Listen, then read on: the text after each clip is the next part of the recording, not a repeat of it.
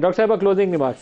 देखिए, मैं रांझा साहब और पाशा साहब की इस बात से टोटली इख्तलाफ करती हूँ कि ये 2013 से 2018 में इन्होंने दो चीज़ों का क्रेडिट लिया। एक तो उन्होंने कहा कि हमने लोड शेडिंग ख़त्म की। आज इस कौम को जो टैरिफ और कैपेसिटी चार्जेस पे करने पड़ रहे हैं, ये उन्हीं कारखाने लगाने वाली कंपनियों के साथ जो MOU हुए और जो उस वक्त हैज़र्डली प्रोडक्शन की तरफ हम गए और ये ना सोचा कि कल को जब ये इनको पे बैक करना है या इन टैरिफ को अवाम पे तो उसके कॉन्सिक्वेंसेस क्या होंगे। और आज जिस टैरिफ पे जिस पर यूनिट हम पब्लिक के ऊपर वो बोझ पास ऑन कर रहे हैं, ये वही अमल था 2013 के वो मुआहदे हैं जिसकी ज़िम्मेदार भी PMLN है।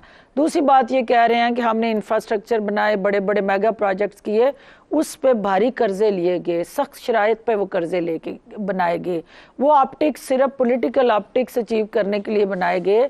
जब आपकी किटी में पैसे नहीं थे, जब आपकी कैपेसिटी नहीं थी, आपके ख़जाने में वो सकत नहीं थी, तो इतनी हैवी शराइत पे वो कर्जे लिए गए और अब वो कर्जे वापस करने का टाइम है। सही है।